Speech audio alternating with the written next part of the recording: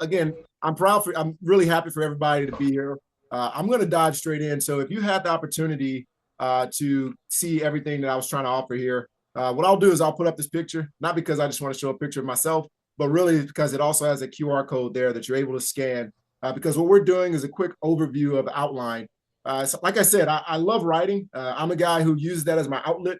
I do it first thing in the morning, and I have to do it as a framework, right? So in order for me to be productive with it, I started to try to apply some of the frameworks that I use.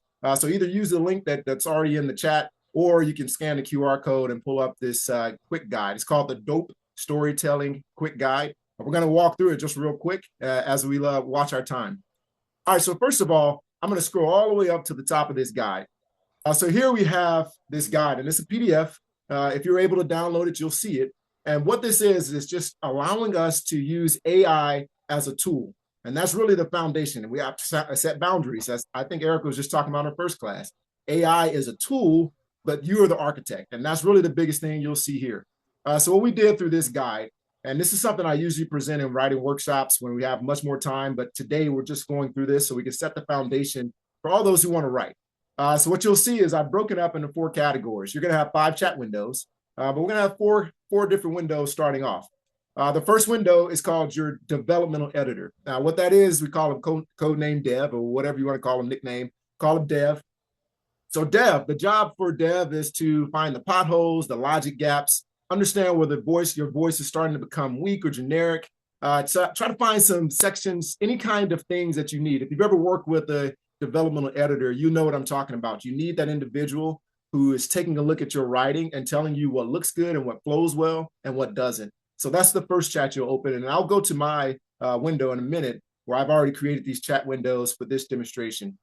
The second one is called Scout. Now, this is the marketing strategist. So the marketing strategist is there just to legitimately say, hey, I want you to be able to find what's working in my genre, find what's working for my target audience. It analyzes the recent success stories. It analyzes gaps in the market that your book, article, or even your academic paper, whatever it is, it analyzes all that stuff so you can know how this paper is going to be presented and how well it's going to be received by your target audience. And so again, I'll show you these chat windows in a second. The third is your research assistant. Now, for those who do academics, so I'm actually in school right now, and part of this is I just wrote a research paper, and I use this one very heavily because I was trying to make sure I have my best research. Now, the key here is that when you use this research assistant, aka FACT, you have to make sure that you're going back and verifying the sources, because one thing that we all know about AI is it does something called hallucinations. It makes up stuff all the time, right? So you have to force it to show you its source. I will tell you from my experience, one of the ones that gives the most hallucinations is Gemini by Google, which is surprising because Google has a huge platform, has all these trillions of dollars coming in, and their platform, their AI is the one that gives the most hallucinations. But this is the one I've seen are the ones I use. But anyway, so FACT is the one that you go out and you try to find information. And it also flags anything. So if you're writing even about your personal story, sometimes the data or the things that we remember historically don't necessarily match up what was actually happening. And so you have your fact check, your researcher that helps to clear up those facts to make sure you're telling the truth and you're doing the right thing. And then the last person and the last team member that you'll see is called the project manager, called PM, right? The project manager is the one who's going to help you schedule your day out. And again, I'm going to show you how to use these in each of these windows. What we'll do, we'll go over to ChatGPT. That's what I'm using for this demonstration. And what you'll see here, ignore the rest of them there, but what you'll see here is I have Dev, who's already written out, and I did exactly what I said. I copied and pasted the prompt. Same thing for Scout. I copied and pasted the prompt and allowed ChatGPT to spit out some of the things that it's probably going to help with, because I did insert some of the things here. Going to FACT. So this is where you go into talking about the research assistant, and you're really setting up this chat window to be your research assistant.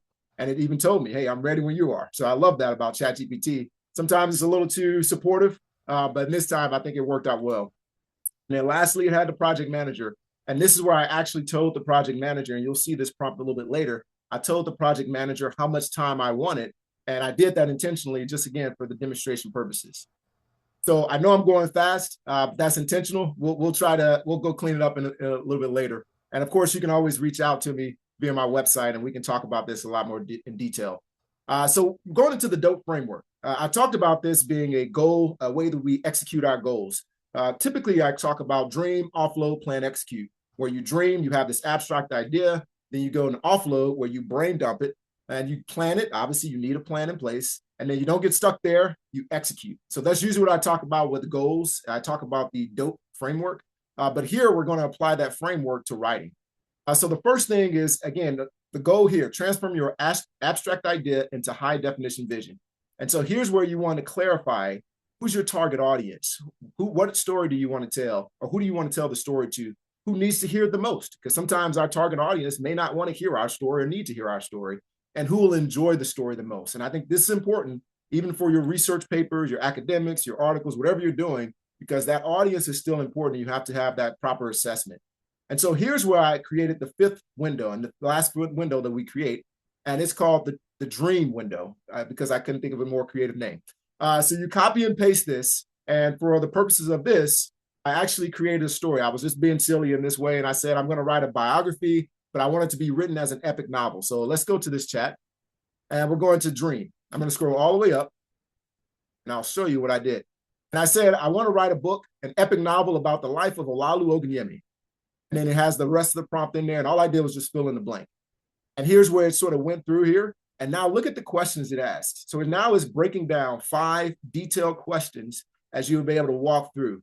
And this is what I did. I took all these questions that I had in chat, and you can do it right now if you would like. I took all these questions that I had, again, to expedite the session. So in a real workshop, I would probably sit down and actually do the chat and work through the questions, give about 30 minutes to 45 minutes to work through these questions just so you have a foundation. But today I went ahead and did it for you. I recommend doing it in Google Docs. And the reason I say that is because once you put it in Google Docs, it allows you to do it everywhere else. Because one thing I'll tell you is I use my phone very heavily to answer these kind of questions and to work through these things. So while I'm driving, paying attention to the road, I promise. I already told you guys I'm in DMV region, and I can swear to you, if you haven't been on a 95, you don't want to be on a 95 not paying attention, because somebody else, I guarantee there's 10 more people that aren't paying attention as well. But anyway, as you go down to 95, you can turn on your transcript, whatever your voice to text technology is, turn it on, and you can work through answering these questions and just clean it up later.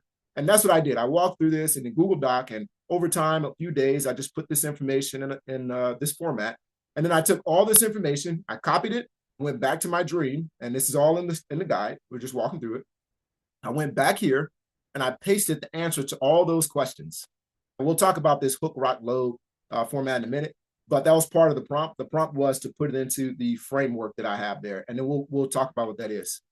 But once I pasted all these questions and answers in there, this is what Google provided for me, or excuse me, ChatGPT provided. It provided me the framework, the outline now for writing.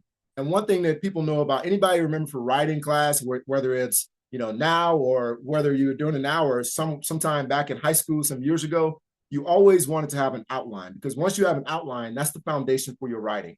And I think that's really what we're trying to create here. So now we have an outline that we're working through, and now we see that because I answered the questions, ChatGPT didn't write it for me, but it did create the outline from which now I can write more and more. And so that's how we were able to break it down. So now let's go back to our quick start guide. So we see here that as part of that prompt that I was talking about for the dream starter prompt, as you can see right here, I put in this whole chat. I said, after my answer, I want you to map my insights and my answers to the questions into the hook, rock, and load structure. So let's talk about hook. So hook is, and again, this is all stuff that I use. It's created for middle schoolers and high schoolers. So forgive me for having some of these elemental acronyms here, but I love it. They work for this ADHD brain. Keep going. That's what I'm talking about. I was about to say, I'm a Marine, and they say we eat crayons for a reason, so I just keep it simple. So hook. Hook is a punchy opening line. It's tailored to the audience cravings, and we have more detail a little bit later in the document. Orient. So that's important. A lot of writers, sometimes we get so excited about the hook that we forget to orient people on the problem. We forget to define key terms and introduce the main characters and so on and so forth. We talk about the outcome. Now, everybody knows that in a good novel or good movie, you start off almost with the ending. You see something's happening, you know something's going to happen, but you don't know how it's going to get to the ending. And so I love providing the outcome. And in academic writing, I'll tell you have to provide that in your thesis, but I love providing the outcome right up front. And then K, I thought it was hilarious, but keep going. And what I say by keep going is means you're really transitioning the person into your writing. you've built up with you've oriented them, excuse me, you've already told them the outcome, and now you've put them on this ramp to like keep going into your story. So that's really what it is. And it's like if you're writing a story, for example, it all started when. That's something I love using for middle schoolers, especially when they're talking about their background, or high schoolers, or even college students. It helps them out when I say it all started when, and that helps them take their mind back to some of the stories that they've read, and now they can frame their story the same way. When you go into the body part, this is the rock to make your story rock solid. That's why I use that acronym. Again, I told you, very simple. The first R is for reason. So you're going to just state what's going on. I want you to very clearly articulate the point or what activity that's going on. If you're going to say observe, what do you observe about it? So explain the facts, the evidence, any citations, detailed descriptions of activity. You're really trying to add details because, again, a good story or article has to have good details behind it. Connect. So you have to explain how this even connects to your original part of the story.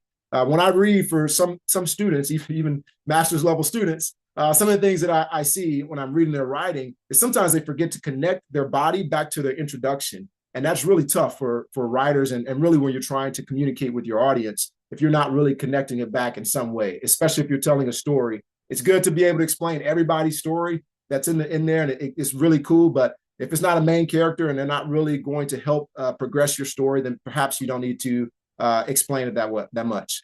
And then again, the K, keep going. It's that transition sentence, and that keeps them in. And then after you go through your body, the conclusion. This is pretty simple. It's load. The first thing is lure them back in. So sometimes in our stories, they get very excited, and they almost, even if you're connecting them for them, sometimes their minds are going elsewhere because they want to figure out how you're going to conclude this thing. So first thing is lure them back in. O, again, overtly state what you're talking about. So reiterate the main steps. Then answer, refer back to the hook. So that way they have a bit of a full circle moment. And this goes well in movies as well. And then determine. Give the reader or audience a call to action, something they want to do or feel. Or if you just want to do something real good, give them a cliffhanger. Even in research papers, I would say giving a cliffhanger, sometimes, number one, it shows that you know that there's additional research. But number two, it shows that you're thinking that there's more out there to explore. So I love cliffhangers. All right. So we'll dive into offload. So offload, again, in my original goal setting, is all about brain dumping, but we've basically done that in the first step. And in this case, this is where we normally would go in and build out our team. Of course, I did that up front just because I wanted to introduce the rest of the team to you before we got into it. Going straight into P is plan. So this is where you build out your skeleton. So now you go into your project management AI chat window. And this is where you talk about, given my goal of finishing whatever your story, your topic is, I need you to give me, I said a 12-week execution plan. The reason I said 12 weeks is because, again, for demonstration purposes, I wanted to be able to provide something that had some hard, fast dates. So let's go back here and look at PM. So I posted this in the PM chat. And as you look at it, all it did when it went into the PM chat is it started breaking down what I can do to establish my story. So if you are following along and you're doing this for yourself, this is a perfect opportunity for you to go in and paste this. So now you see what you're supposed to be doing, which a lot of the week one is obviously your vision. It's talking about creating a scope and really providing the structure for your story, and then going on from there. And then we're going now to the next thing. Let's keep going. So first, the next thing is the dream AI. And this is what I love about it, because this is where you start to dive a little bit deeper into your philosophy here, or your story. And this is where you go into your dream AI again, and you tell it to act as a journalist. And you look at the structure that you provided earlier in that chat window, and you tell it to help you to provide more details.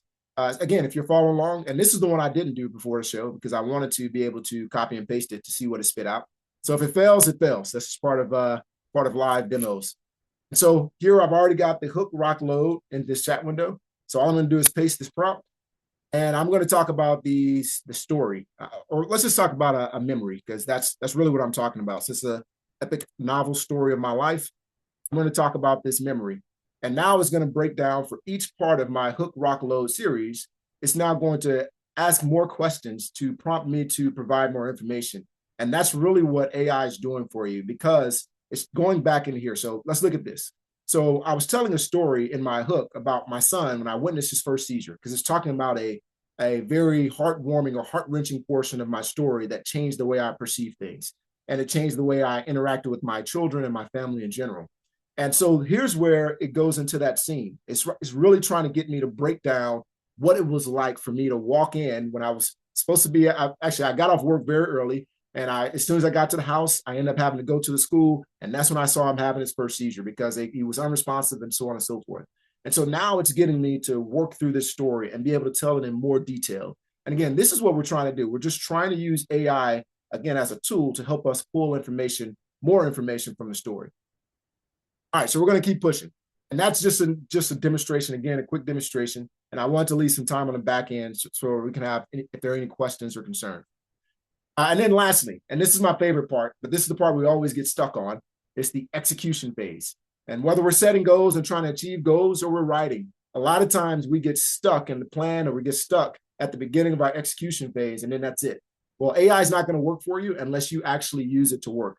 And so here's the things that you can do. So when you hit a wall, if you're saying you have writer's block, which a lot of people talk about, that's one of the frequently asked questions for people who talk to me about writing.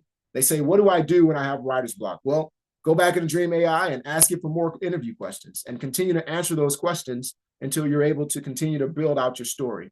And then you go into Dev and say, hey, what's missing? That's something I didn't show you much of. Again, this is, if we were going to go deeper into it, we will go in and ask, hey, okay, now I've written out this much of my story or this section. What's missing from my life story? What part would what my target audience want to hear more of?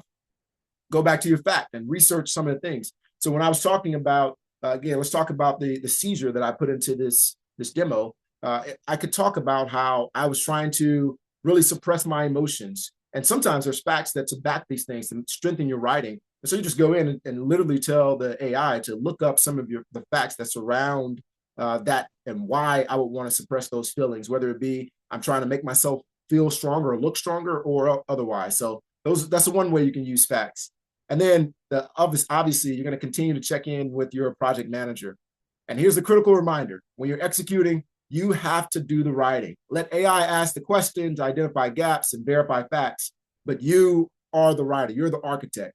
I cannot stand reading people's work that's clearly AI. It really is. Right now, a lot of work is starting to become overused. AI is becoming overused, and we're losing the creativity. That's one of the things that I want to emphasize, and I emphasize this in all the writing workshops that I do, is that AI is causing our skills to atrophy. We have the creativity, we have the ingenuity, but we can't give that over to AI and think they're going to figure it out. It's going to figure it out for us. All right, and here, as you go through the rest of the outline, you'll see that there's a breakdown of more of the hook, rock, and load. It talks about what we'll do. If you're like me, you like to write it out, so you can print this out and start writing from yourself.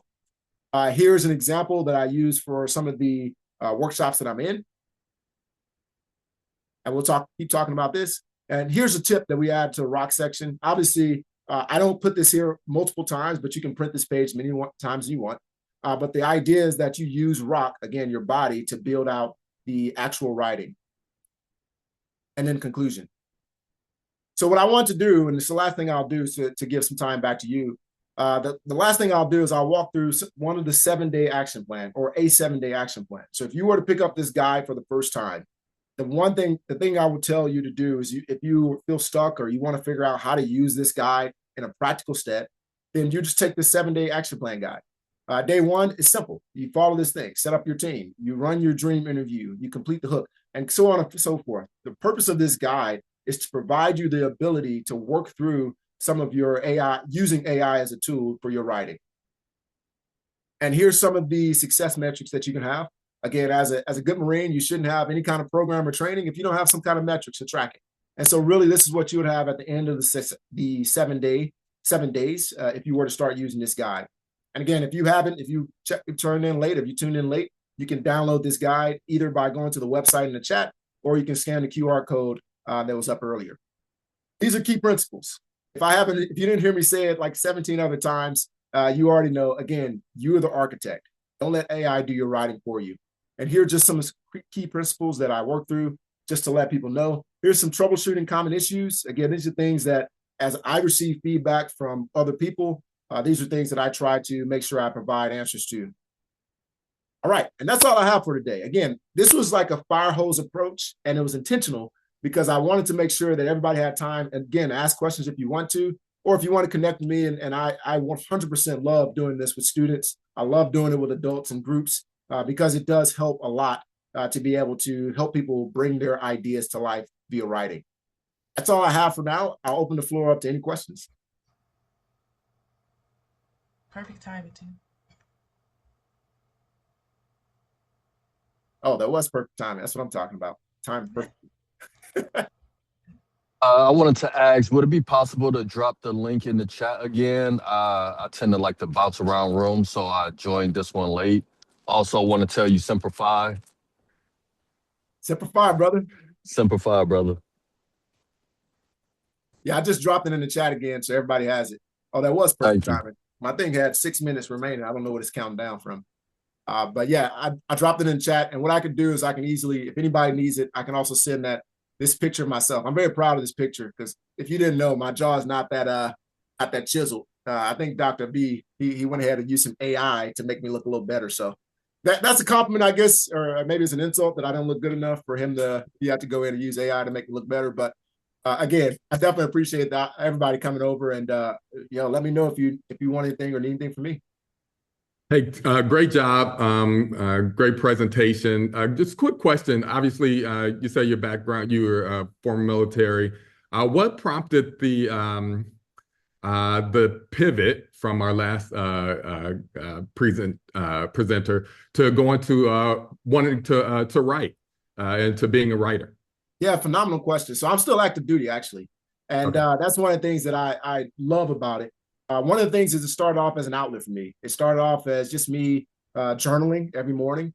And then it turned into me wanting to provide some of the things that I was learning about myself to other people, because that's really what it's about. There's things that I realized I was going through that resonated with others just based on my communication with them and conversations. And so I was like, you know what? I want to find a way to share this with me, with others. And it sort of, to be honest with you, it spiraled from there. It just became a thing that I enjoy. And hi, Briley. That's my oldest daughter who's tuning in and keeping me accountable as well. Thank you for that question, though. Absolutely. Hey, sir. This is Steve Maynor. It's nice to be in the room with a fellow devil dog. All right. The things that you just said confirmed what I'm going through right now. I'm a co-author in an upcoming book here soon, and that lit the fire for me to write my own book. And the tips that you just talked about in regarding, the setup, the framing, and always going back to the central idea is something I have to remind myself of as I start brain dumping everything that I have on mind about what I want to write in these various chapters. So thank you for sharing that, because it absolutely confirms the approach that I'm taking to write my own book. Yeah, simplify. I get excited when I talk to Marines. Like that bear crawl thing that he was just showing that video. I'm not gonna lie, I was getting too excited. I had to like calm myself down. I get excited about PT. But yeah, I appreciate that, because that's one reason I love using AI, is because it sort of catches that thing for you. And what I recommend doing is refining the AI as you go back and forth. Let it know. Don't be a cheer coach, because one of the things about it, as I'm sure everybody knows, is it's super supportive. But I tell my AI, be critical. Don't tell me what I think is the right answer. And I think that'll help with what you're talking about. It's as you're brain dumping and putting it into the outline, just tell it to be critical of your outline and make sure that it's actually pulling the information that you need. But I definitely appreciate it. Again, I'm always happy to be in a room of multiple Marines. That's what I'm talking about. I think so. The countdown has me at 3 more minutes. So I don't know, Tanisha, if that's true or not, but that's what happened. Yeah. I guess, yeah. I guess it gave extra time from the break, the Okay. last break. So you're still good. Are there any other questions? This is great.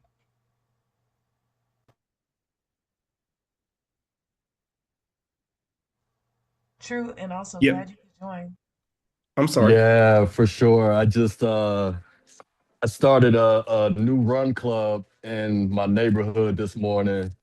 So it's been probably 17 years since I've really been running, like, outside, especially, really since my Marine Corps days. So yeah, I tapped in right on time, right at 9:30 when we finished up. So yeah, good to see you too.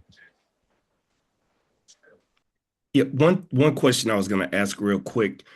Do you bounce around like I do in using multiple AI chatbots to see same prompt, different results in each. I was showing my wife something similar to that last night, and she was like, "Wow."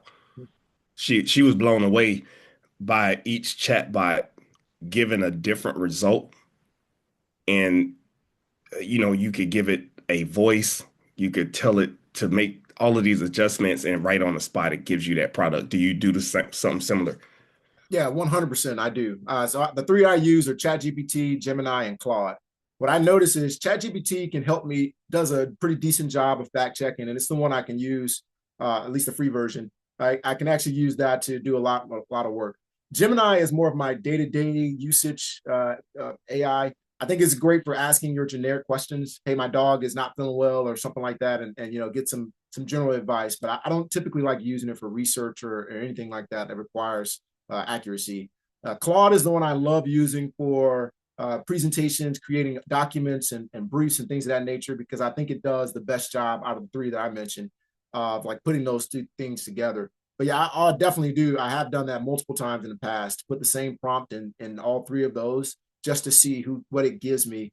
And what I found is that Gemini was very supportive, and it creates almost a persona. I'll give an example. I used it this morning, and it used the word yo, not a word I use very often. And I even told it, I was like, I don't know what part of my persona made you say yo as a part of my as a response that I should give somebody, but that's just not right.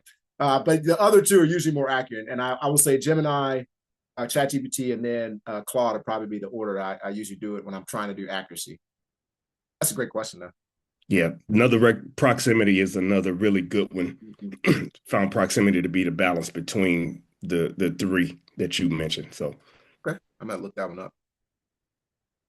All right, I got about 22 more seconds if anybody has another question. All right. Like I said, I definitely appreciate it. And here's my contact information. Please feel free to reach out either via the website or via the email, parent-child-connect.com, if you can't remember anything else. Thank you for joining. I appreciate you.